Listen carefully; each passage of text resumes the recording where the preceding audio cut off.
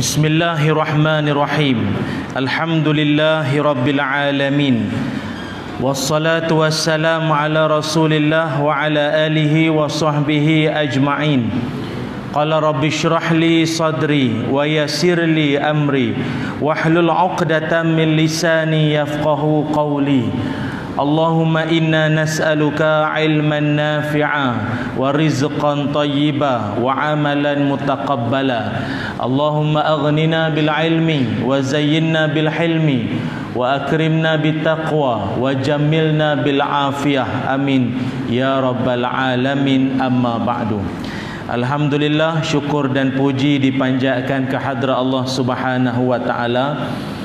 Dengan izin, ketentuan dan kasih sayang Allah Subhanahu wa taala, dapatlah sama-sama kita bertemu pada malam yang berbahagia ini. Saya ucapkan ribuan terima kasih kepada pihak Surau Mukhlisin Semenyih yang Taman Pelangi Semenyih kerana menjemput saya pada kali ini untuk berkongsi ilmu, dan mudah-mudahan ianya bermanfaat untuk kita bersama, insya-Allah. Pengurusi dan ahli jawatan kuasa, tuan imam, para asatizah, ustaz-ustazah, tuan-tuan guru, alim ulama, datuk-datuk, datin-datin, tuan-tuan haji, puan-puan hajah, adik-adik, anak-anak, mudah-mudahan semuanya dirahmati Allah sekalian. InsyaAllah pada kesempatan ini tajuk yang telah diwar-warkan, yang telah dimaklumkan kepada kita, iaitu berkenaan dengan wawasan 2020 ataupun 2020 wawasan akhirat. Tuan-tuan yang dirahmati Allah sekalian, dalam tidak sedar kita ni rupanya merupakan warga akhirat. Kita ni semua, kalau bolehlah saya pinjam istilah itu, kita ni semua warga akhirat. Wal akhiratu khairun wa abqa. Akhirat itu lebih baik dan lebih kekal, dan itulah kampung abadi kita. Sebab itu dunia ini hanya persinggahan sahaja, singgah saja.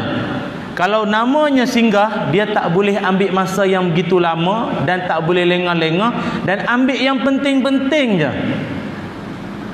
Tak lama nak cuti raya Cina, tiket ETS pun habis, tiket bas pun yang lompat je yang ada. Nasiblah kalau boleh panjat di atas bumbung, berhenti dekat RNR, bertahan kencing, penuh tandas. Tandas perempuan lagi beratur panjang, baris panjang macam nak cucuk duit. Rupa nak kencing semua. Jam, penuh orang, ramai. RNR jadi penuh. Beli makanan yang biasa tak laku sangat pun jadi laku. Itu je yang sempat beli. Tukar pamper anak semua kan. Dan saya tak pernah jumpa lagi ada orang terus beli rumah dekat RNR. Tak ada. Abang seronok pula ada RNR, kita duduk sini je lah bang. Yang cari ikut mana geran tanah duduk sini. Tak ada, tak ada. Dia rehat-rehat tu dia sekejap kan. Dia rehat sekejap kan. Macam-macam aktiviti. Ada yang beli buah potong bubuh asam sikit. Ada yang beli kuih pau, beli burger, lepas tu komplain sos sikit. Burger nipis, daging nipis, menipu. Dah nama RNR, kan nak boleh komplain dah. Ataupun kadang tu ada yang banyak duduk di kerusi urut. Banyak juga tu. Yang peliknya yang duduk di kerusi urut tu yang tak memandu. Pelik. Patut yang memandu, yang duduk kerusi urut macam dia pula yang drive. Duduk dong dong dong dong dong dong dong. Tapi saya cadanglah, kalau yang nak duduk di kerusi urut tu biarlah laki-laki je. Orang perempuan saya ingat tak berapa manis lah kak. Orang perempuan pun nak duduk situ juga. Allah. Dong dong dong dong dong dong tu. Kami ni laki-laki iman dah tak berapa kuat sangat. Nengok akak-akak tu, dalam perjalanan nak pergi surau, U-turn. Bukan orang sinilah, di Baghdad tu. Baik tu RNR persinggahan, tak ada lagi orang yang terus nak menetap. Dia beli buah ke beli apa, cepat-cepat. Kalau dia naik bas tu horn sekejap lagi, ton. Driver dah siap merokok apa, dia horn lah. Cepatlah nak balik dah ni, nak jalan dah ni. Kan? Artinya persinggahan. Dia tak boleh lama-lama sangat. Jangan keterlaluan sangat terhadap dunia. Sebab itu tuan-tuan yang dirahmati Allah sekalian, seorang ulama Syria, Syekh Dr. Mustafa Said Al-Khan, menyebutkan orang yang hatinya itu sentiasa merindui akhirat ada 4 tanda. 4 tanda orang yang merindui akhirat, artinya merindui kampung dia. Kampung kita seperti saya sebutkan tadi, sebenar-benar kampung adalah akhirat. Itu kampung asal kita yang sebenarnya. Dunia ni singgah kan. Dan orang yang yalah, kalau orang perantauan kan, dia rindu kampung, dia buat apa? Dia tengok Google Map, tengok dah tak boleh balik tengok Google Map, mana tengok kampung dia apa jadi, tanya khabar orang kampung, apa khabar semua, begitulah. Rindu kampung, tengok balik album kenangan. Sekarang tak main album tengok dalam Google, apa tu, dalam handphone gambar raya semua. Tapi kalau orang tu dia rindukan akhirat, kata Dr. Mustafa Said Al-Khan, 4 tanda pada diri dia. Yang pertama sekali, orang yang rindu akhirat ialah dia menyedari pengawasan Allah. Dia sentiasa, orang panggil apa ya? Dia ni sentiasa alert bahawa dia itu sedang diperhati Allah. Sedang diperhatikan Allah. Orang kalau dalam hidup, kalau sentiasa rasa dirinya diperhati Allah, atau dalam bahasa lain, atau lebih senang faham, ihsan, memiliki sifat ihsan. Lain sifat dia tuan-tuan, anta'budallaha ka'annaka tarahu, beribadat seolah-olah merasakan dirinya diperhatikan Allah tu, dia lain. Macam tuan-tuan kot ada pengalaman kot pergi ke mana-mana studio, tak kisahlah TV1 ke TV3 ke TV9, kot pernah jadi penonton rancangan apa-apa. Tuan-tuan pernah tak kamera tu suluh ke muka tuan-tuan? Kot tuan-tuan pernah jadi penonton forum perdana ke apa kan? Korek hidung pun tak gamak Padahal apa masalah, korek je lah. Tapi dia punya malu 7 keturunan Tambah macam siaran sekarang, contohnya macam Astro kan, Tazkirah malam Jumaat, dia ulang tiap-tiap hari tu. Bayangkanlah kalau satu scene tu sekali terrakam gambar makcik tu korek hidung, seminggu orang tengok. Jadi bayangkanlah, itu yang bagi kita korek hidung ni benda tak jangka, tak sangka, unsangkable. Bayangkanlah kalau perangai tak senonoh kita diulang-ulang Allah pada tayangan akhirat nanti, macam mana tuan-tuan? Tak malu. Jadi orang ada sifat rindu akhirat ni, dia rasa Allah duk tengok dia sentiasa. Ada tengok sentiasa dia. Dan dia rasa tak tergamak nak buat perangai yang tak senonoh. Tu yang pertama. Yang kedua, orang yang sentiasa rindukan akhirat, kata Dr. Mustafa lagi, dia sentiasa memperbaiki sikap dia. Dan dia rajin dan dia kerap tanya orang kiri kanan keluarga dia, yang tengok abang ni macam mana? Masuk 2020 ni nampak macam mana? Abang lebih soleh ke? Soleh ke macam mana abang tengok abang? Nampak beriman ke macam mana? Abang nampak tahun ni okey sikit lah. Janggut dah tambah 2 meter dah nampak tu. Makin insaf lah nampak tu. Bagus lah tu. Jadi dia akan ubah diri dia ke arah yang lebih baik. Yang ketiga, Dr. Mustafa kata lagi, orang yang rindukan akhirat, yang ketiganya ialah dia akan balance, seimbang antara kerja atau urusan dunia dengan urusan akhirat. Dia seimbang. Baik itu Nabi Muhammad sallallahu alaihi wasallam, Nabi cukup tak berkenan kalau tengok ada di kalangan sahabat-sahabat time office hour boleh duduk di masjid. Padahal Nabi ni dengan masjid, Nabi ni sangat-sangatlah menjadikan masjid tu sebagai jantung hati orang Islam. Tapi kau duduk di masjid di saat orang tengah duk cari rezeki office hour, boleh duduk menyandar tiang di masjid. Nabi tak suka perangai tu. Ada seorang sahabat Nabi tegur, waktu orang pergi kerja semua kau duduk sini buat apa? Dia kata, ya Rasul, saya banyak utang banyak utang duduk sini. Lepas tu yang keluar doa tu, Allahumma inni a'udzubika minal hammi wal hazan, sampai habis tu keluar daripada riwayat itulah. Nabi tegur sahabat, pergi kerja, duduk pula. Baik itu dalam ramai-ramai sahabat Nabi sallallahu alaihi wasallam, ada satu orang sahabat Nabi ni, Nabi jarang berkelakuan macam ni. Dalam ramai-ramai yang Nabi salam, tiba-tiba satu orang sahabat ni Nabi salam dengan dia, bukan setakat dia salam dengan Nabi, Nabi cium tangan dia.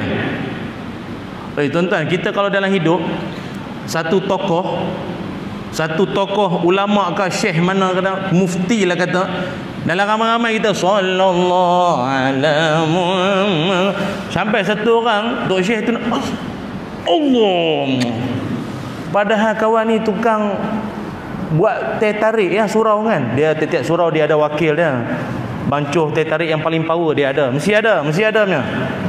Tiba Datuk Mufti cium tangan tukang buat teh tarik. Ai, lain macam. Ini lain macam ni. Takkan Tok Mufti ni tak berapa sihat kot. Ni lain macam ni. Apa ya? Dia ni something. Dia ni ada ni. Atau something tu benda ya. Somebody ni. Lain macam. Sahabat, ada satu orang sahabat namanya Sa'ad bin Mu'az radhiyallahu an. Nabi cium tangan dia. Lepas Nabi cium tangan dia, Nabi tanya dia, "Ma hadzal ladzi iktasaba yadak?" Apa tangan kau ni? Tangan kau ni kenapa, wahai Sa'ad? Tangan dia melepuh kasar. Kerana kuat bekerja. Dia kata, "Ya Rasul, saya buat banyak kerja, macam-macam job. Banyak job saya buat. Catering, masjid lagi, bagi bendang lagi, buat Grab lagi kan. Contohlah kalau dunia hari ni lah, macam-macam dia buat. Itu ini, tapi semayang tak tinggal, zakat tak lupa bayar, sedekah semua. Itu saya buat semua." Nabi kata apa? Ini tangan takkan disentuh api neraka. Haram api neraka untuk tangan ini. Sebab itu Islam, dalam kamus orang Islam tak ada istilah pemalas. Baring tidur tak tentu arah, melengkar manjang. Sabtu Ahad ke hari lain sama kan. Bangun pukul 11. Lepas tu menadah tangan, "Ya Allah, kurniakanlah rezeki." Rezeki. Semayang asar pun nak dekat maghrib, semayang maghrib pun nak dekat isyak, isyak nak dekat subuh. Lepas tu minta rezeki. Pemalas betul. Ini sebab itu orang yang rindu akhirat, sifat dia apa tadi saya sebut, dia sentiasa seimbang kerja dunia, urusan dunia dan juga akhirat. Dan yang keempat, orang yang rindukan akhirat, kata Dr. Mustafa lagi, ialah dia yakin dengan balasan Allah Subhanahu wa taala. Dia yakin balasan Allah. Wa may ya'mal misqala dzarratin khairan yarah wa may ya'mal misqala dzarratin syarran yarah. Sama ada dia buat itu sikit pun dia tahu Tuhan tetap akan pandang. Yang baik pun Tuhan pandang, walau sekecil zarah benda yang tak elok pun tetap Tuhan akan nilai dan pandang. Kadang setengah orang dia fikir amal yang besar-besar. Kalau setakat saya ni tiap-tiap tahun pergi umrah ya. Tiap-tiap tahun, kadang umrah setahun 2 kali pergi. Cuti sekolah dengan Ramadan. Jadi saya ingat pahala saya banyak ni. Jadi kalau setakat saya kutuk tu imam sikit dengan kutuk sikit-sikit geng-geng kita ni, saya ingat tak terjejas saya punya pahala. Banyak kot. Saya ingat Tuhan pun tak sempat bayar tu. Banyak. Pahala saya banyak sangat. Kau cakap tu macam Tuhan tu pak saudara. Jangan macam tu. Orang yang yakin pada balasan Allah tak tergamak walau sikit pun perkara-perkara yang boleh mengundang murka Allah, tak tergamak dia. Tak boleh. Aku takut sikit punya hal, yang lain semua Tuhan padam. Itu yang orang-orang yang jiwa akhirat punya ini. Dia takut sungguh, dia takut. Ni cerita tu Arab lah ni. Dia naik kapal terbang. Arab ni tuan-tuan, memanglah Nabi kita Arab, tapi bukan semua Arab tu Nabi. Atau bukan semua Arab tu perangai macam Nabi. Orang kita kan Arab ni, oh Nabi. Belum tentu. Maksud saya perangai macam Nabi, belum tentu. Abu Jahal pun Arab, Abu Lahab pun Arab. Kena ingat tu. Abu Sayyaf tak? Tu lain. Arab tu dia pakai jubah tau. Jubah putih, tasbih di tangan tu. Arak ni, botol arak. Botol arak. Minum, guk minum. Relax minum. Jadi ada satu orang Islam tu juga kan, tapi bukan Arab. Saya tak pastilah dia Mak Saleh ke apa. Sajalah sembang dengan Arab tu.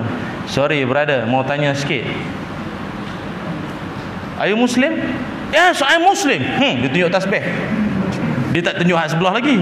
Dia tunjuk Muslim. Muslim yang ni ya, tasbih. Hak sebelah lagi dia tak tunjuk.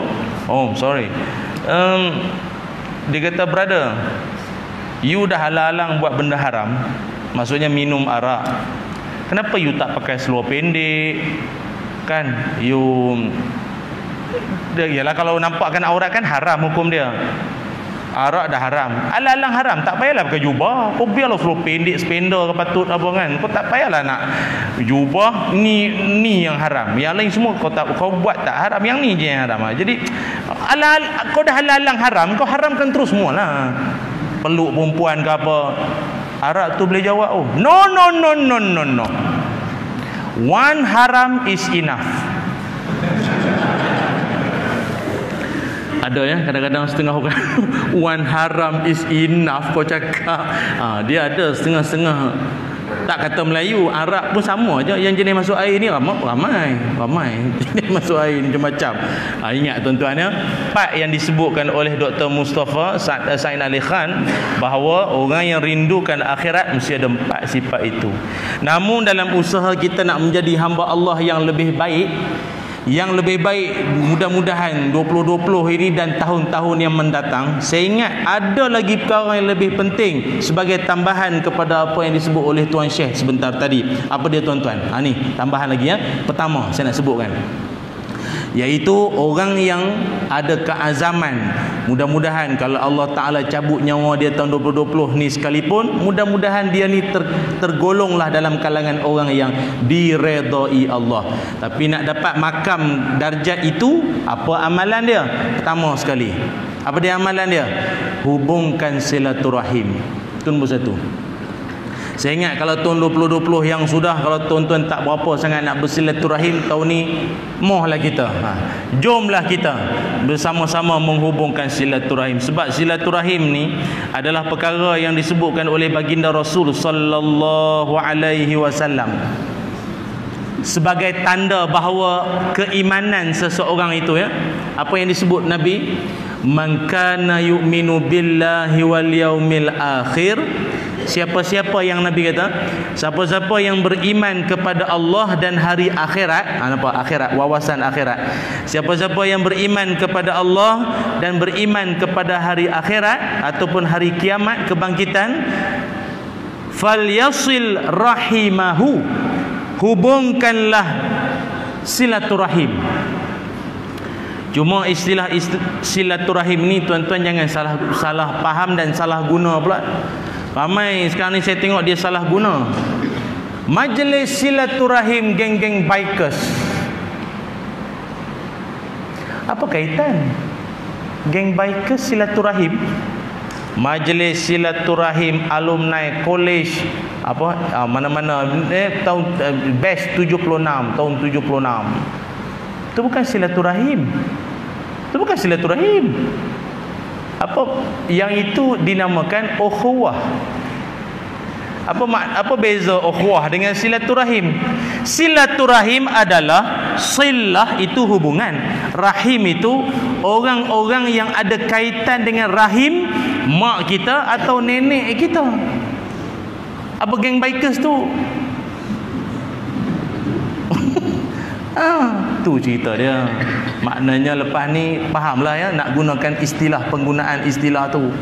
Ukhuwah persaudaraan, anak cucu keturunan Adam. Selesai masalah. Ukhuwah persaudaraan, brotherhood.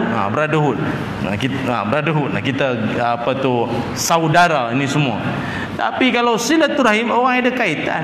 Termasuklah kita mak ayah, bapa saudara, atuk, tok wan, oyang, dia panggil apa? Cekawari, cilawagi, apa atas lagi sampai tingkat kelima. Dah tak tahu nak panggil apa dah tu. Atas lagi apa tak tahulah, Darth Vader ke apa. Lagi tak tahu, jauh sangat dah tu. Yang ke bawah, cucu, cicit, cion apa tu, lagi bawah tu. Tu lagi. Itulah silaturahim, menghubungkan silaturahim. Sebab menghubungkan silaturahim ni tuan-tuan, benda yang sangat penting dalam hidup. Atau tak ya, dalam hidup ni, dalam surau ni, siapa yang nak Allah limpahkan rezeki, umur panjang. Rezeki melimpah, umur panjang. Siapa nak? Saya ingat orang yang tak bersihat je yang tak mau. Jadi nak dapatkan benda tu, satu amalan saja. Kata Nabi Muhammad sallallahu alaihi wasallam, Man ahabba an yubsata lahu fi rizqihi wa yunsa'a lahu fi asarihi falyasil rahimahu. Nabi kata siapa yang mau rezekinya diluaskan. Kita kata job tak berhenti-henti ni, ada je lah. Kalau dia catering, tender kantin sekolah, baru habis 5 tahun sini sambung sekolah lain pula. Ada je permintaan orang nak dengan dia tu. Dia ni rezeki tak pernah putus orang ya, tak pernah berputus ni. Dan umurnya panjang. Maka Nabi kata amalkanlah amalan apa? Menghubungkan hubungan silaturahim. Tapi sayang tuan-tuan, kita hari ni saya tengok hubungan silaturahim apa kadang. Kadang orang kita ni dia lebih rapat dengan orang luar berbanding keluarga sendiri. Dia tak apa rapat keluarga sendiri sangat. Malah yang dia beria-ria, yang duk sibuk siang malam duk tolong orang luar berbanding keluarga sendiri. Tuan-tuan, ni saja share lah yang saya pun belajar. Kalau dalam tingkat membantu orang, kita kena bantu siapa nombor satu? Kena tolong siapa dia? Tingkat nombor satu. Surah An-Nisa ayat 36. Ingat? Mengangguk saja. An-Nisa ayat 36. Tuan-tuan, dalam ayat tersebut Allah Subhanahu wa taala menggariskan kurang lebih ada 8 golongan kita kena santuni dan bagi bantuan. Tuan-tuan, siapa dia ini tuan-tuan? Surah An-Nisa ayat 36 yang kita nak kena tolong ni. Wa'budullaha wa la tusyriku bihi syai'a. Okey, sembahlah Allah dan jangan syirikkan Allah. Okey, itu faham. Wa bil walidaini ihsana. Kedua ibu ayahmu. Jangan duk sibuk tolong orang. Mak bapak di kampung apa cerita? Apa bro kita punya mak bapak? Peti ais sampai kena ikat pakai tali. Tutup pakai tali. Pintu dah lekang, magnet dah tak ada dah. Kena ikat. Kadang kita pergi melawat tuan-tuan, kampung-kampung macam ni ada kita pergi melawat kena tengok dalam hati kita satu lah. Mana anak dia ni? Ikat pakai yang tali tu yang biasa kalau dulu budak-budak sekolah pergi sekolah kan, ikat beg pakai tali tu, yang cangkuk tu. Peti ais pakai cangkuk tu. TV, kesian kat mak tu, ya Allah, mak pakai TV tutup pakai empuk, mati. Dan tak tahu bila pula akan hidup semula TV tu. Dalam hati mana anak dia? Nombor satu, tolong mak bapak dulu. Boleh? Kemudian Allah kata wabizil qurba wal yatama wal masakin wal jari zil qurba wal jaril junubi was sahbi bil jamb wa banis sabil wa ma malakat aymanukum. Kata Allah Ta'ala, iaitu golongannya pertama ibu ayah, kedua kaum kerabat silaturahim, ketiga anak yatim, keempat orang miskin, kelima jiran, keenam rakan sejawat, ketujuh musafir, ke-8 hamba. Hamba tak adalah sekarang ni. Tapi saya sebutkan apa yang Allah Ta'ala sebutkan. Ingat, dia punya keutamaan. Dia panggil yang tu. Yang TT belakang tu lah, yang priority tu. Apa ingat aku komen sangat? Priority, tahulah. Keutamaan tu lepas mak bapak, wal aqrabin, kaum kerabat dulu. Saya tak faham kadang-kadang yang bila kita lepas cucuk duit di bank, keluar pintu bank,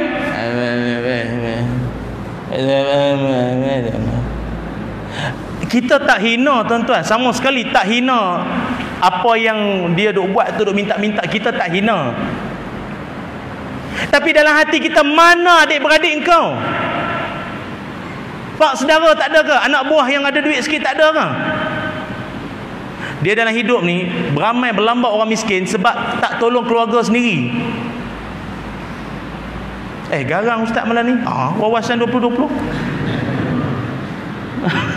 Duk sibuk benda-benda hak nak terbang apa? Benda atas darat ni pun tak selesai lagi. Settle ni dulu. Silaturahim tak selesai, adik-beradik sepupu sendiri melarat, sibuk tolong orang lain. Bukan saya kata, Allah suruh. Tolong adik-beradik kau dulu. Yang banjir, yang rumah hanyut, yang terbakar, yang suami meninggal. Kenapa tak tolong Cek tengok dalam grup WhatsApp keluarga Tok Nah tu. Tak tahulah dia bagi nama apa, tak tahulah. Cucu-cucu Tok Nah contoh dalam tu kan. Tanya sikit siapa-siapa perlukan bantuan. Kan penuh nanti. Buatlah borang sikit. Isi maklumat.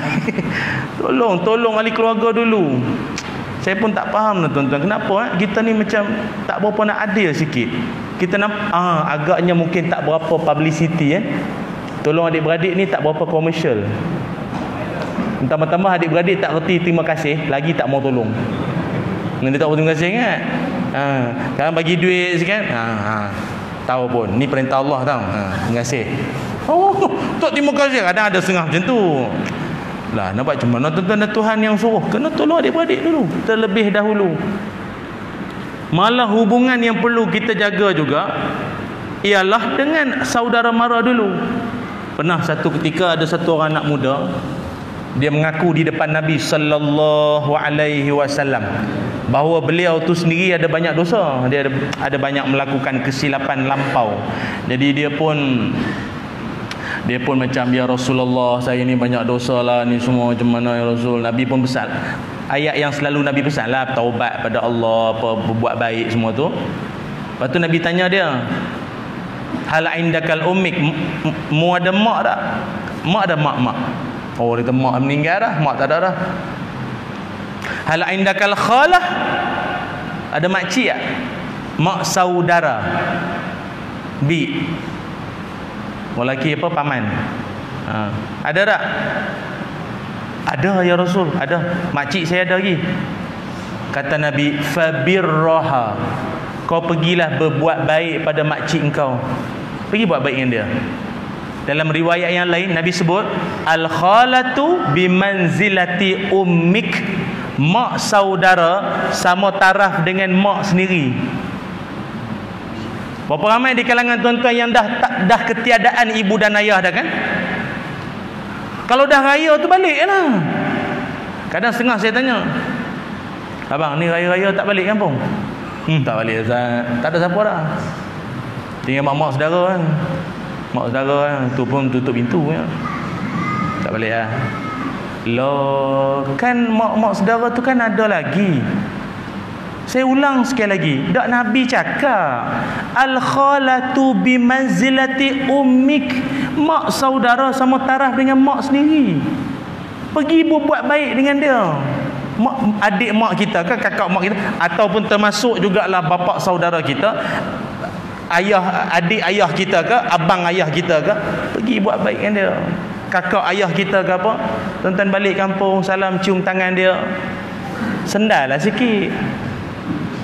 Sendal lah, tu pun tak faham lagi. Baru sebut tadi rumah sengit dah dia pun, sendal lah sikit, tegak balik rumah tu nanti. Sendal sikit walaupun dia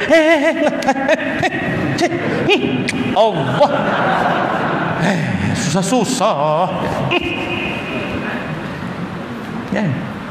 Kita mak dah tak ada, ayah dah tak ada, bagi dekat mak saudara, bagi dekat pak saudara, pak cik, pak paman, pak teh, pak long, pak su, bagi sama macam orang tua kita. Allah, tuan-tuan, ramainya. Sebab itu saya cakap ni, alhamdulillah generasi muda pun ramai malam ni. Kita pergi beraya, bawa anak-anak. Awak pula tu. Sabar. Okey, tak marah. Sebab itu kita pergi beraya tuan-tuan, bawa anak-anak, kenalkan anak-anak kita pada adik-beradik yang dia mesti kena kenal. Ni abah meninggal nanti, mak mati nanti, ni ingat. Ni Pak Su ni. Ayah hutang banyak dia, ingat. Ayah ni pun contohlah, ingat dia nanti kalau abah dah tak ada, balik kampung ziarah dia. Siang dia pun tak larat dah, dialisis ke, jimaneh ke, kencing tak lawas ke apa, pergi melawat dia. Seronok kadang tu orang tua-tua ni, kita pergi melawat dia, mengalir mata, darah daging dia datang melawat. Pergi tuan-tuan. Saya kadang-kadang kan, kalau raya kan, raya tu walaupun hari raya pun minta ceramah, minta maaf. agak-agak lah brother, ni ni raya atau raya. Kita pun we have family, you know. Kita pun ada keluarga juga. Dia bulun daripada pas subuh tu sampai malam tu, ketiak jangan cakap lah, basah tuan-tuan tu. Sampai malam puluh tu. Muka merah letih tak apa. Bukannya tiap-tiap hari buat macam tu. Pergi. Kerana perbuatan itu mengundang barakah di sisi Allah. Jom 2020 ni hubung dan eratkan balik kembali silaturahim kita. Boleh? InsyaAllah. Itu yang pertama. Yang keduanya untuk kita nak jadikan ia sebagai keazaman kita menjelang tahun, tak kisahlah tahun Masihi ke tahun Hijrah, tak kisahlah. Hakikatnya Islam ni hari-hari itu adalah hari baru bagi kita, lebih baik dan lebih baik dan lebih baik. Yang keduanya ialah orang yang ada wawasan akhirat, sifatnya ialah tidak pernah berhenti maupun jemu daripada berdoa kepada Allah Subhanahu wa taala. Itu sifat dia. Yang keduanya apa? Dia tak pernah berhenti dan jemu daripada berdoa kepada Allah Subhanahu wa taala. Baik itu tuan-tuan, dalam hidup ni doa ni jangan pernah tinggal. Kata Allah Ta'ala, wa idza sa'alaka ibadi anni fa inni qarib. Apabila hamba-Ku bertanyakan kepadamu wahai Muhammad tentang aku, sesungguhnya aku dekat. Aku dekat. Dalam arti kata yang lain, Allah sedia untuk nak menerima segala permintaan permohonan kita. Tapi dengan beberapa syarat.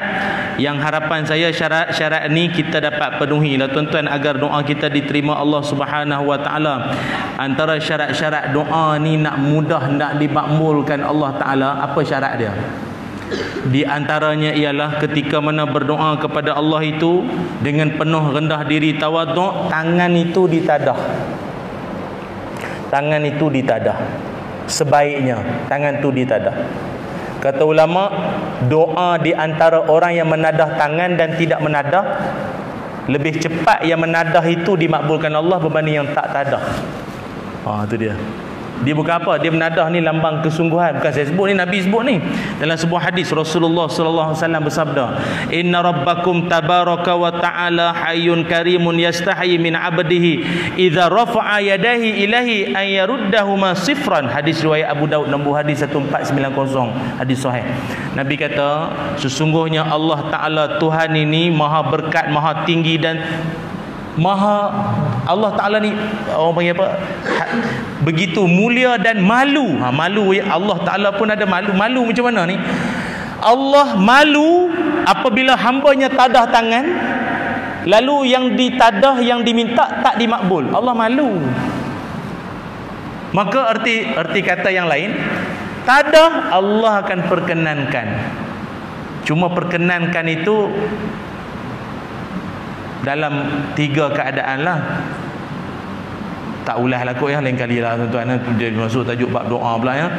Tapi yang pastinya Allah perkenankan, tapi dengan cara yang dalam ilmu Allah lah. Okey. Tapi kena tadah tangan doa, tadah tangan tu. Ada orang kata, Ustaz nak tinggi mana ya? Saya ingat kalau macam-macam minta tinggi lah kot lagi ya. Dia ambil yang sederhana lah. Ambil yang sederhana, sedang-sedang saja. Tidak keterlaluan sangat, sedang-sedang saja. Kalau siku atas paha tu nampak sangat lah. Tapi tak apalah, saya pun faham. Setengah orang kalau imam tu panjang sangat. Kita bukan Arab. Orang Arab ni pasal dia faham tu yang menangis-nangis tu. Malam-malam akhir tarawih kan menangis dia. Doa seluruh dunia lah. Kan, Allahumma salimna wa salim dinana, lepas tu minta apa, Allahumma suril Islam fil mana, Iraq lah, Afghanistan lah, Rohingya, seluruh dunia sebut semua. Jadi orang Arab dia lagi lama dia lagi rasa nangisnya apa semua. Melayu kita apa pula lama. Nak pula doa dia tak pernah dengar. Kalau setakat Rabbana atina, Rabbana zalamna, Rabbana la tuzigh qulubana tu boleh gagah lagi, aku pernah dengar. Kalau yang paling common selalu aku dengar, Allahumma barik lana, yang tu. Tapi kalau apa ni doa ni jauhnya bunyi-bunyi dajjal keluar, bunyi azab kubur, banyak minta ni. Semayang kan sehari 5 waktu, agih-agih lah. Semua minta sekarang ni banyak sangat minta. Aduh, lengok dia pun tampan sebelah. Oh, batu tu iman tu lepas keluar kubur pula, syurga pula. Oh syurga pula. Mintalah asar nanti. Maghrib nanti ke, panjang ni macam ni lah. Lah kali lantaklah kau imam. Tutup muka terus lah. Lah kali orang dah sallallahu habis dah.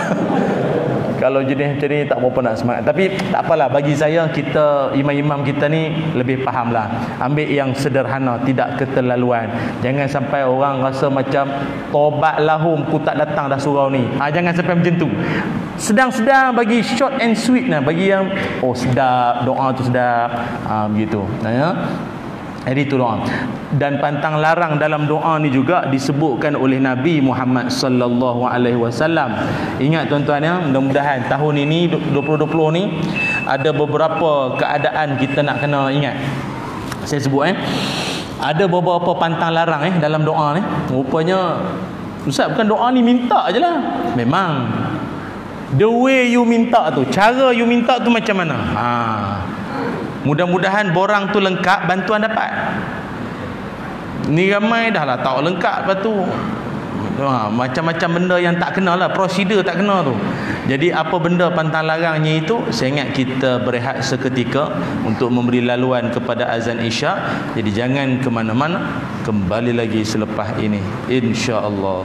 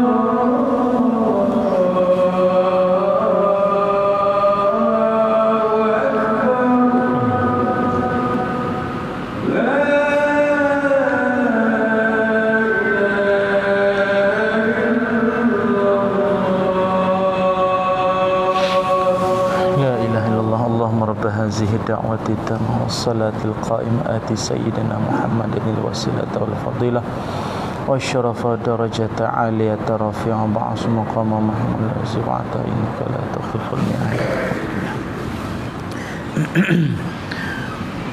Alhamdulillah, muslimin muslimat yang dirahmati Allah sekalian, kembali kita menyambung perbincangan kita berkait tentang 2020 wawasan akhirat. Yang keduanya ialah iaitu tidak jemu dan tidak berhenti daripada berdoa kepada Allah Subhanahu wa taala. Pertama, hubung silaturahim, kedua yang berhenti berdoa. Yang kedua tadi itu berhenti berdoa tu, dan apa yang saya nak sebutkan di sini sambungannya ialah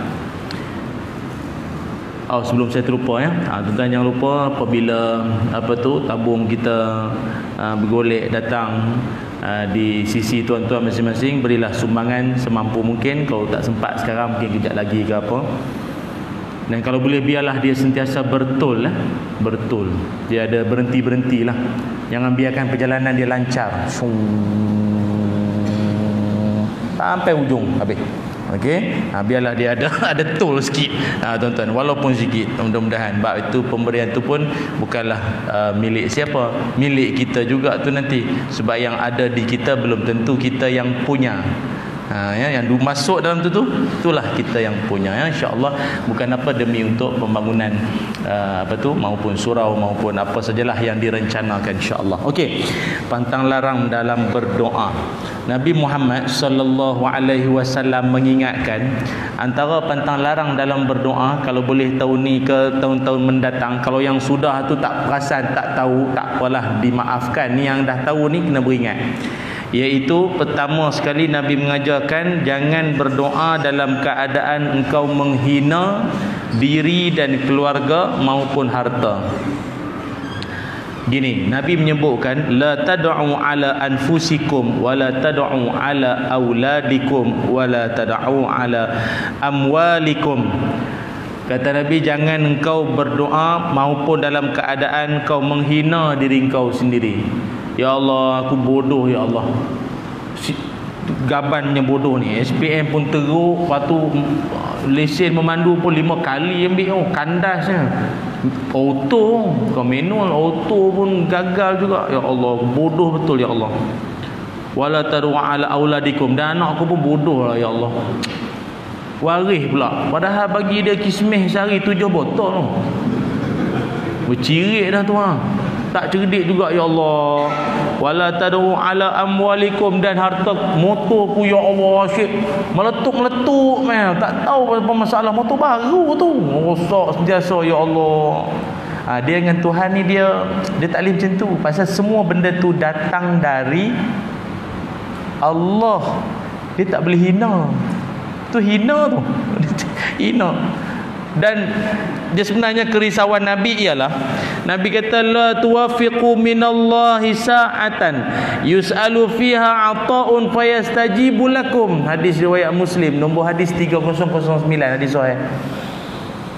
Nabi kata yang menjadi kerisauannya ialah mungkin waktu kau duk cakap tu tadi, duduk hina diri kau, harta kau, keluarga kau, mustajab, bodoh sampai meninggal. Sebelum ni kan bodoh masa sebelum tu zaman sekolah bermula pada hari dia sebut tu, kok malaikat mana amin ke apa. Nabi risau tu, bodoh sungguh sampai mati. Dan anak pun tak cerdik sampai mati. Dan motor pun asyik meletup sampai mati. Itu yang Nabi risau. Jadi jangan macam tu. Jangan, dia dah, setengah orang kan dia rasa itu cara dia nak merendah. Bukan merendah diri, itu menghina. Setakat cakap ya Allah aku banyak dosa, memang itu betul lah. Tapi janganlah sampai ke tahap itu. Jangan menghina diri. Itu ini saya nak pesan Saya sendiri pun saya cakap benda ni bagi tuan-tuan yang siang malam dengar ceramah, kuliah, tazkirah apa ni, tak tergamak nak buat benda macam ni. Kalau orang yang baru taubat, baru nak kembali pakai jalan, dia bukan tahu ni semua. Dia sebut habis zaman disko dia apa semua. Dia sebut apa yang dia buat, benda yang menghina diri dia. Aku bodoh, aku jahil, aku bengap ya Allah. Bukan macam tu. Jadi tuan-tuan tolong, Kita alhamdulillah, mudah-mudahan Allah bagi peluang rezeki berdamping dengan ilmuwan-ilmuwan ke apa. Kawan kita yang di luar yang kita risau tu, daripada planet Marikh apa semua tu, kita tolong dia. Tak faham tak apa. Bisa nak pesan itu ya. Lagi pantang larang Nabi pesan dalam doa apa dia? Iaitu ketika mana kau berdoa, rajin-rajinlah berdoa ketika mana kau itu senang, gembira, seronok. Rajin berdoa ketika happy, gembira. Maknanya dalam keadaan yang serba-serbi itu ada, perbanyakkan doa waktu macam tu. Apa sebab? Dengar, Nabi sebut, kata Nabi sallallahu alaihi wasallam, man sarrahu an yastajiballahu lahu 'inda syada'id wal karbi falyukthiru du'a fi rakha. Hadis riwayat Tirmizi, nombor hadis 595, hadis sahih. Nabi kata, siapa-siapa yang mahu doanya dimustajabkan Allah ketika mana dia susah, dia sempit, dia ya Allah, betul-betul nak ni, betul-betul dia sangat, ya Allah tolonglah perkenankan, ya Allah minggu depan dah ni, ya Allah minggu depan dah, ya Allah tolong lagi 2 bulan, ya Allah. Tengah-tengah sangat nak perlukan tu, apa Nabi ajar kita? Rajin-rajinlah berdoa ketika kau senang. Nanti waktu kau susah, Allah ingat dekat engkau nanti. Jangan ingat Allah waktu susah saja. Waktu senang mana Tuhan apa pun ghaibul ghuyub, tak ingat dah. Mana Tuhan pun tak ada dalam jiwa dia. Tak boleh macam tu. Rajin ingat Allah ketika senang, nanti susah Allah ingat pada kita. Itu Nabi ajar sallallahu alaihi wasallam. Itu dalam doa.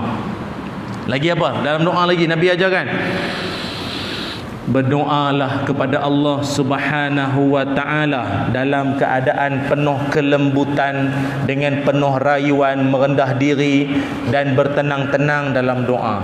Kata Nabi sallallahu alaihi wasallam lagi, ada firman Allah Taala surah Al-A'raf ayat 55, ud'u rabbakum tadarruan wa khufiyah innahu la yuhibbul mu'tadin. Berdoalah kepada Tuhan kamu dalam keadaan merendah diri, tawaduk dan seolah-olah macam membisik-bisik dengan Allah. Innahu la yuhibbul mu'tadin. Tuhan tak suka orang melampau. Setengah ulama tafsir menyebutkan doa dalam keadaan melampau ni macam mana? Dia kontra dengan apa yang Tuhan suruh tadi. Tuhan kata apa? Doa dalam keadaan apa? Merendah diri, macam membisik, seolah-olah lah macam seorang yang membisik-bisik, tenang-tenang gitu. Melampau ni artinya bukan macam tu lah. Jerit-jerit, kuat-kuat. Apa cer lu bro? Kau ada masalah apa kan ni bang? Dia sebenarnya orang Melayu kita jarang macam tu. Orang Melayu kita jarang macam tu. Bukan backup sungguh. Pasal apa orang kita jarang nak kuat doa kuat-kuat sangat? Dia nak kuat apa doa tu yang dia baca pun. Malu kot kat orang tu je ulang pun. Dia biasa nak jadi perangai macam ni orang luar. Dan tuan-tuan akan jumpa suasana ni kalau tuan-tuan pergi buat umrah. Buat umrah, pergi kat Kaabah. Ke Kaabah kita kan dekat Multazam kan. Multazam kan apa tu, Hajar Aswad dengan apa, pintu Kaabah tu kan. Kan kita dalam agama diajarkan merapatkan pipi sebelah kanan dekat dinding Kaabah tu, dua-dua tapak tangan dada, buat macam tu. Macam tu. Dan mintalah pada Allah. Tuan-tuan tahulah, nak dapat pergi situ tu bukan senang. Dengan ketiak mana negro mana datang pun kita wah dah dapat masuk. Dapat. Dah dapat tu pula, ya Allah. Aku baru nak romantik dengan Allah Taala ni. Mari pula suara daripada belakang. Ya Allah. Tuan-tuan biasa kan? Yang biasa tahu tension, kita jadi tension, geram. Rasa macam nak baca ayat Quran ni kat dia. Tapi kan bertelagah pula, jadi nanti tak sedap pula, bergaduh pula, bertampar dengan polis Arab pula nanti. Dengan kita nak ceramah pun kena kat tampar nanti. Apa jerit-jerit ni? Apa? Kadang-kadang rasa macam nak toleh menghadap dia. Hey brother, you bunuh orang ke? Over sangat minta ni. Come on, dia dengan Allah Ta'ala ni. Allahumma ghafirli zunubi wali walidayya warhamhuma kama rabbayani saghira. Standard. Ataupun doa-doa yang lain. Allahumma inna nas'aluka ridhaka wal jannah. Tenang minta pada Allah. Satu-satu minta pada Allah Ta'ala. Bertenang-tenang, lemah lembut, munjuk. Melampau lah ya Allah. Hadis riwayat Imam Bukhari pun Nabi ada sebut berkait dengan perkara itu. Kau berdoa pada Allah seolah-olah Tuhan tu pekak ke apa? Jerit-jerit. Ya Tuhan tu pekak. Nabi marah betul orang doa macam tu. Dan seolah-olah Tuhan tu macam jauh sangat. Nak perlu dijerit-jerit. Ini qarib, aku dekat, kata Allah Ta'ala, aku dekat. Surah Baqarah kan. Jerit macam aku jauh lah. Dengan laki kau pun kau jerit, dengan Tuhan pun nak menjerit. Jerit hidup kan. Tenang brother, doa relax, minta pada Allah bertenang-tenang. Dan lagi apa ketika berdoa juga, iaitu elakkan kita ni daripada keterlaluan sangat bersajak dalam doa. Dia bersajak dalam doa ni pun tak berapa nak elok sangat, sebab Nabi SAW dan para sahabat, kata Ibnu Abbas, akan menjauhi perbuatan tersebut, bersajak dalam doa. Dia macam kadang ayat nak berbunga-bunga sangat, sampai ke hujung pangkal ni awak nak minta apa ni? Ya Allah, langitmu itu tinggi, ya lautmu banyak ikan dalam laut itu, rumpai laut. Ya Allah. Kau nak apa ni? Apa? Syurga. Cakap syurga. Banyaklah ya Allah. Dia ada di kalangan sahabat sendiri pun ada yang begitu. Bukan maksud saya sampai ada di kalangan sahabat Nabi sendiri. Nampak lagi tajuk pula kita ni ya. Saya sikit-sikit lah sebut benda ni. Ada sahabat Nabi dia minta syurga. Tapi disebut habis bidadari, semua nikmat-nikmat yang ada dalam syurga tu. Yang buat nikmat tu siapa? Allah kan? Tak payahlah sebut dah semua tu.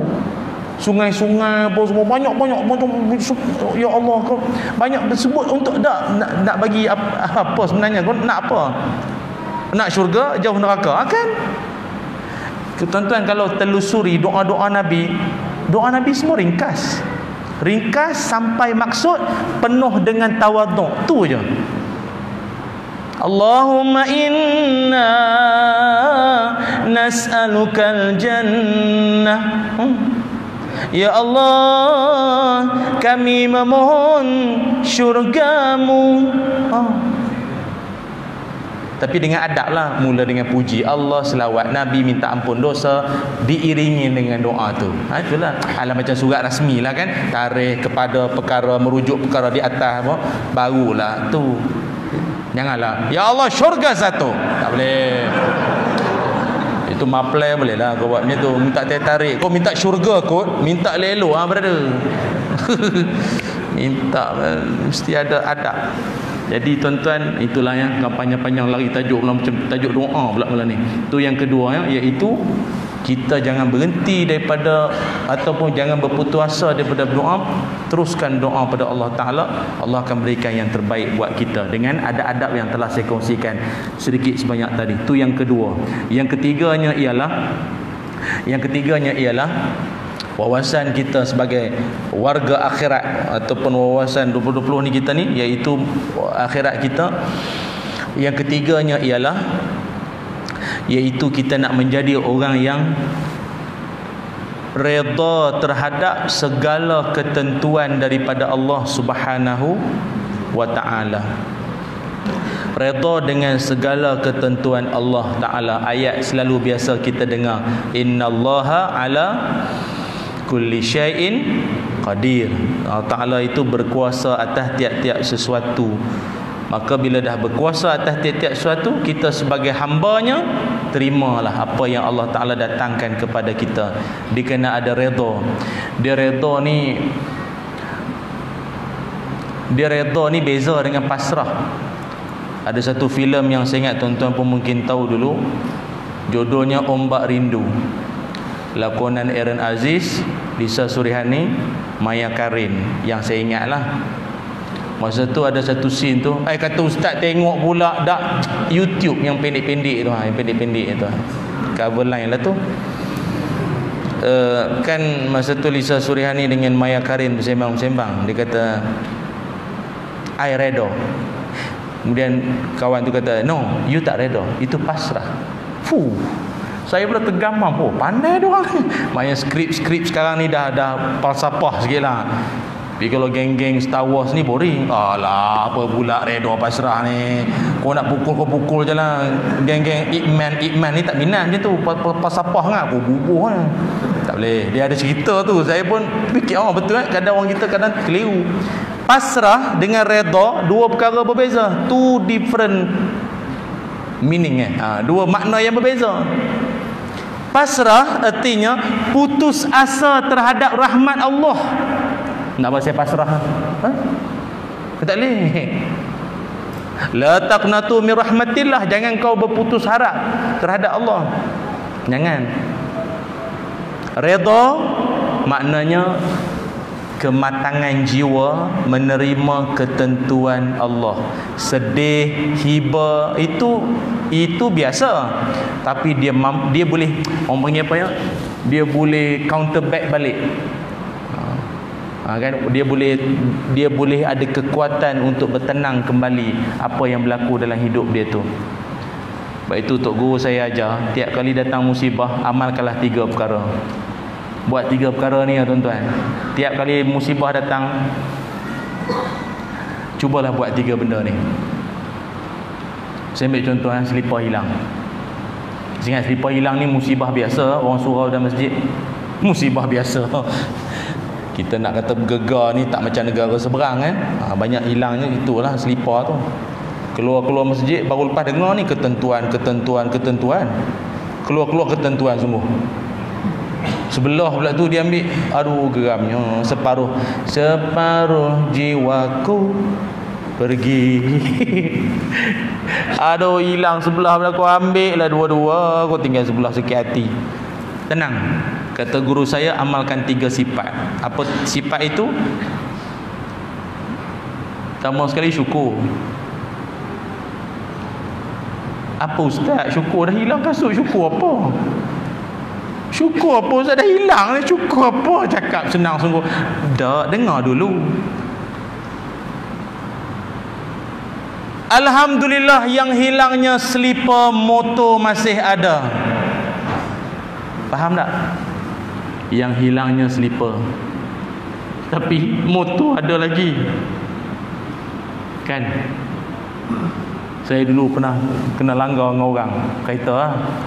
Langgar pecah side mirror sebelah lah. Sedih. Mak teringat, ya, kereta kemek, pecah cermin semua. Syukur keluarga semua selamat. Sikit cala pun tak ada. Yang calanya kereta. Dia kena ada yang tu. Dia kena ada button pause sekejap. Syukur. Okey, tenang. Dia tenang sekejap.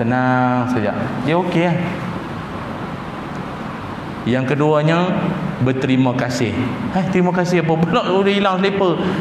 Terima kasihlah kerana yang mencuri itu bukan aku. Sifat perangai, memanglah kasut sendiri curi, buat apa? Maksudnya perangai mencuri itu bukan perangai aku. Terima kasihlah. Yang curinya kau, bukan aku. Perangai curi tu. Dan yang ketiganya, berdoa agar digantikan dengan yang lebih baik daripada yang hilang. Itu orang ada tasawuf tu, dia ada tenang sikit dalam jiwa dia. Sebab itu bagi dia, orang yang apa-apa berlaku dalam hidup ni, ayat yang senang keluar di mulut dia, ketentuan Allah. Kan? Semua ni ketentuan daripada Allah Subhanahu Wa Taala. Dia panggil apa? 2 kalimah paling penting. Kalau dapat nikmat, ucap apa?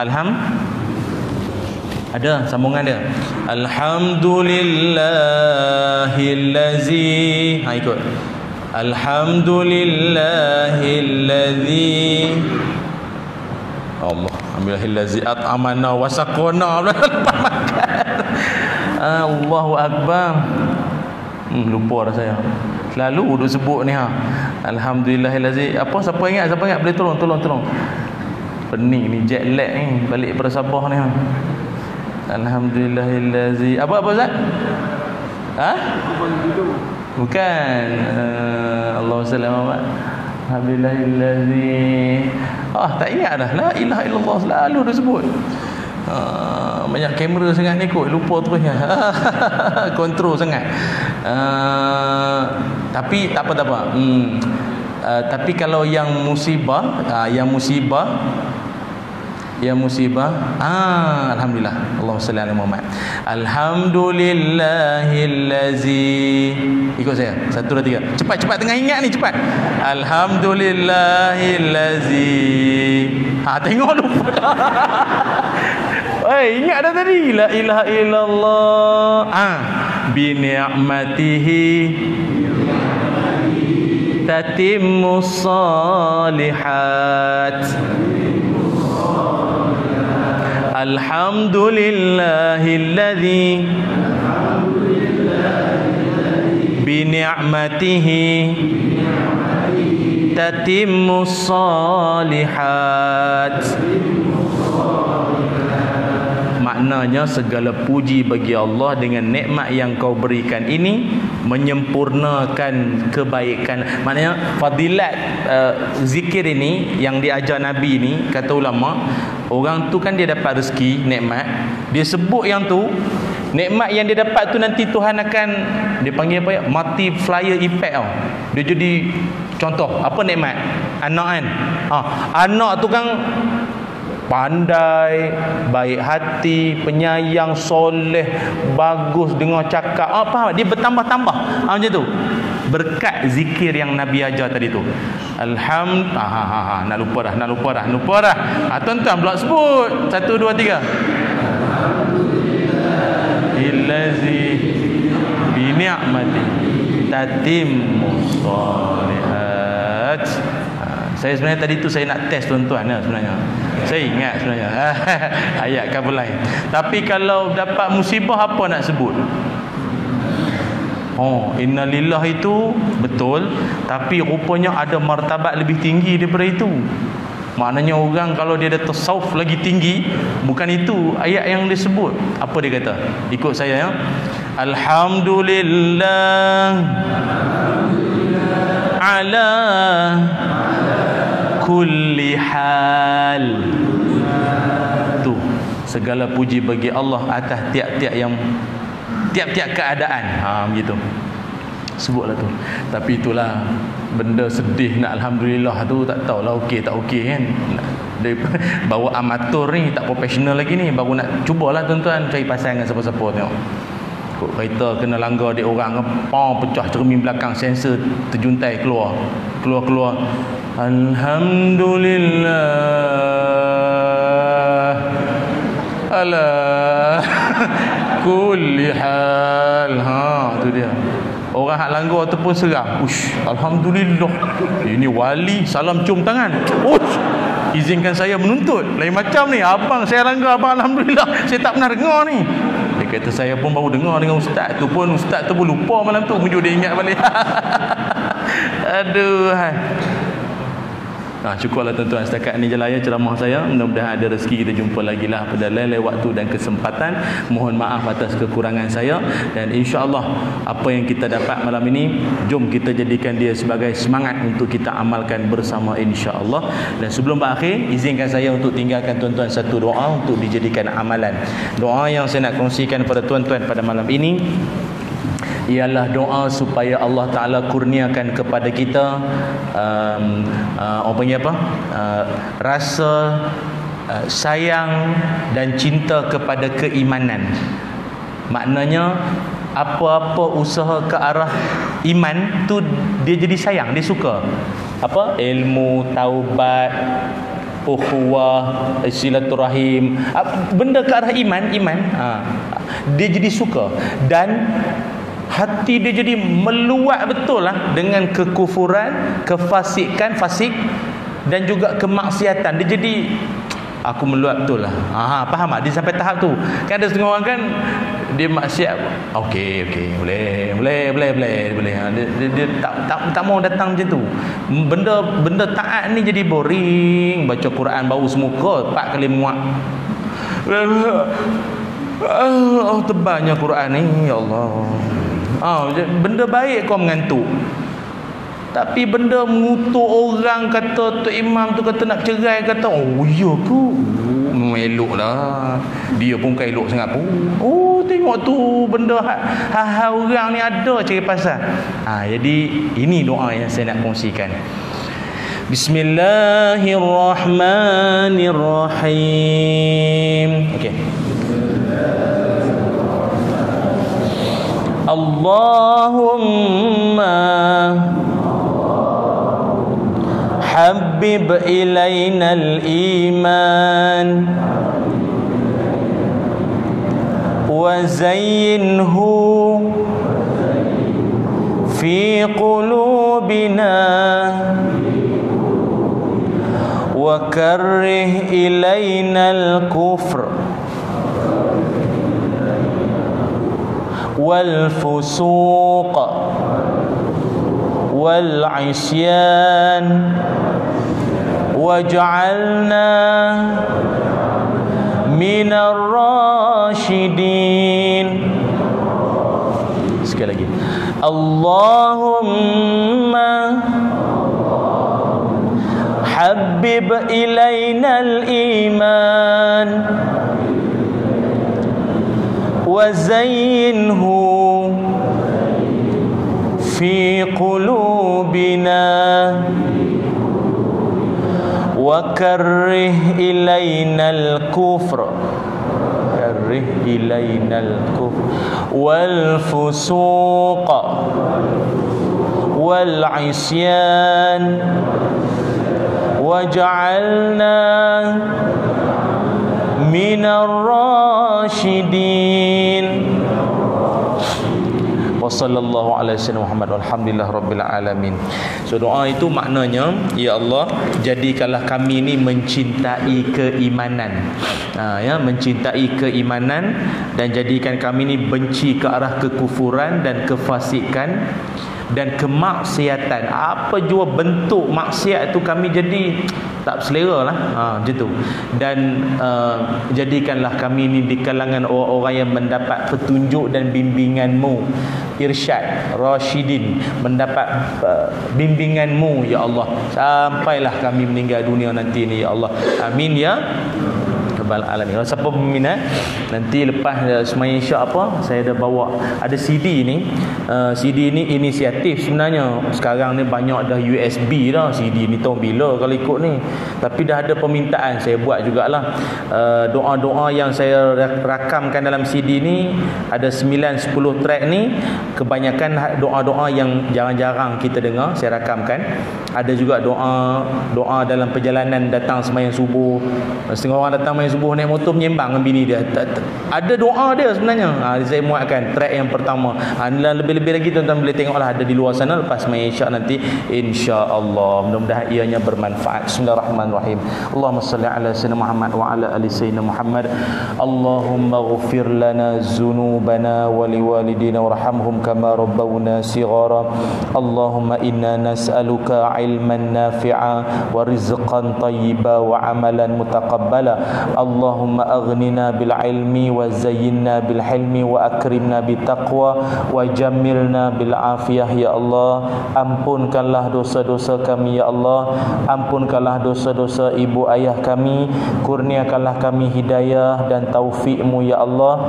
Ya Allah, kurniakanlah kebaikan, rahmat dan kasih sayang-Mu kepada ahli jemaah Surau Mukhlisin dan penduduk-penduduk sekitarnya, ya Allah. Ya Allah, berikanlah kasih sayang dan rahmat-Mu yang berpanjangan, khususnya buat mereka yang menyumbang, yang bersedekah dan mengharapkan balasan yang baik di sisi-Mu, ya Allah. Ya Zal Jalali wal Ikram, kurniakanlah kami, anak cucu keturunan kami menjadi di kalangan alim ulama, orang-orang soleh yang senantiasa mengingatkan manusia untuk taat dan dekat kepada-Mu, ya Allah. Ya Zal Jalali wal Ikram. Wa sallallahu ala sayyidina Muhammad walhamdulillahi rabbil alamin. Alhamdulillah. Terima kasih. Satu lagi, maaf sebelum terlupa, bulan Mac nanti, bulan 3, saya akan bermusafir pergi ke Jordan, Palestin dan Mesir. Jadi kalau ada siapa-siapa yang berminat nak ikut musafir travel bersama dengan saya bulan Mac, dalam tempoh cuti sekolah tak silap saya 18 hingga 28 Mac, kurang lebih dalam 11 hari 8 malam. Jordan, Palestin insya-Allah dalam 3 hari 3 malam kita dapat masuk, dan kemudian masuk ke Mesir. Jadi apa yang berminat untuk nak tahu lebih lanjut, dia punya flyers ada di luar sanalah. Tiket flight semua dah booking dah, 40 seat yang kita dah ni dengan penerbangan Emirates insya-Allah. Terima kasih sekali lagi pihak surau, moga ada rezeki. Jumpa lagi. Assalamualaikum warahmatullahi wabarakatuh.